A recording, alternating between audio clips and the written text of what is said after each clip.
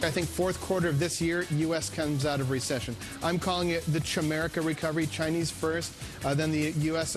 recovery coming at the end of this year. But what you're seeing is post-Lehman, that really reset a lot of the structural rules for the game. And essentially, whatever you make, there's too much of that.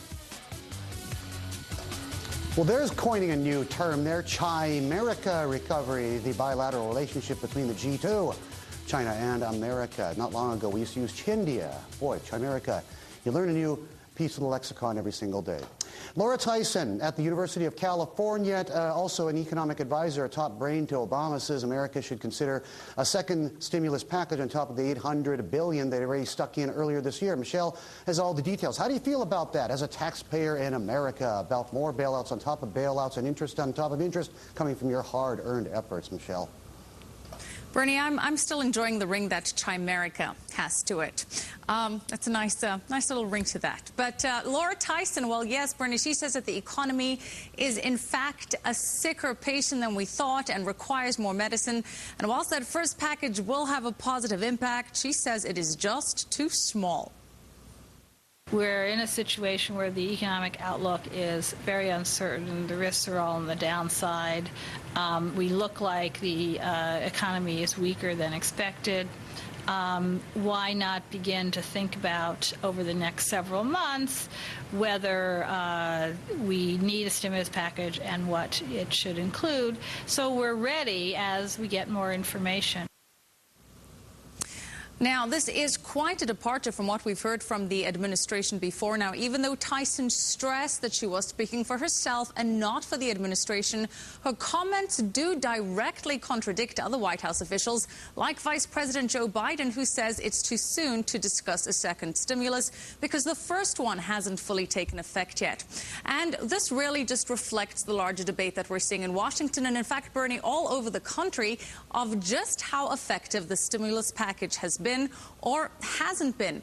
And since the stimulus package became law, the U.S. has in fact lost more than 2.2 million jobs. States are still facing a combined $166 billion budget gap. And critics say that Obama's recovery plan was flawed from the start and that a second stimulus package would only compound the problem.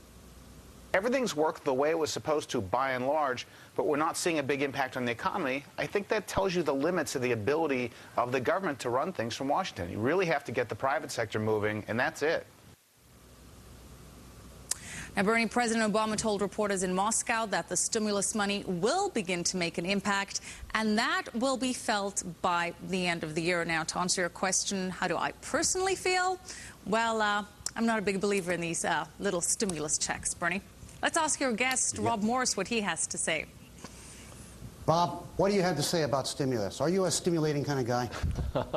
Well, the stimulus package hasn't been too stimulating yet, it seems. Mm-hmm. And I think you're seeing some of the concerns about the stimulus package reflected in the strength of the dollar, or the weakness in the dollar. Mm-hmm. The fact that the U.S. government is running a 12 or 13% of GDP deficit. The stimulus package, coupled with various other expenditures, is proving to be very nettlesome, troublesome to a lot of constituencies around the world. You've seen the dollar weaken relative to the euro, relative to the yen, and you've seen a lot of discussion about what is an appropriate reserve currency for the world as well.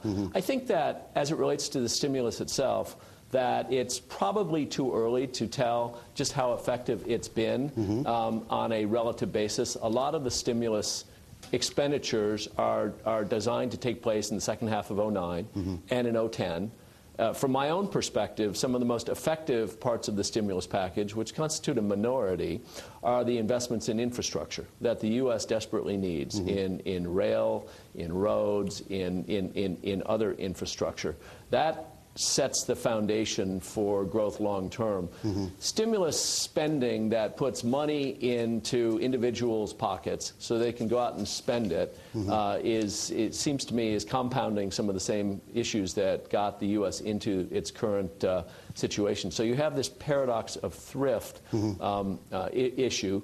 U.S. investors or U.S. individuals are saving more. That is lowering economic growth. That increased savings is is strengthening the overall profile of the consumer in the U.S., which will be good long term, but short term there's going to be some pain. Where does this leave? I mean, you're a financial guy. You know, ever since I've known you from day one, you know, you're a banker. I mean, you know, Solomon, Smith, Barney, Citi, and now Primus Financial. In fact, that's what you're doing. This is your core strength, and this is what you and your partners are focusing on: is identifying, you know, opportunities, distressed assets in the financial sphere. I mean, you know, we're still talking about stimulating, but where is kind of the big debate where the jury's still out.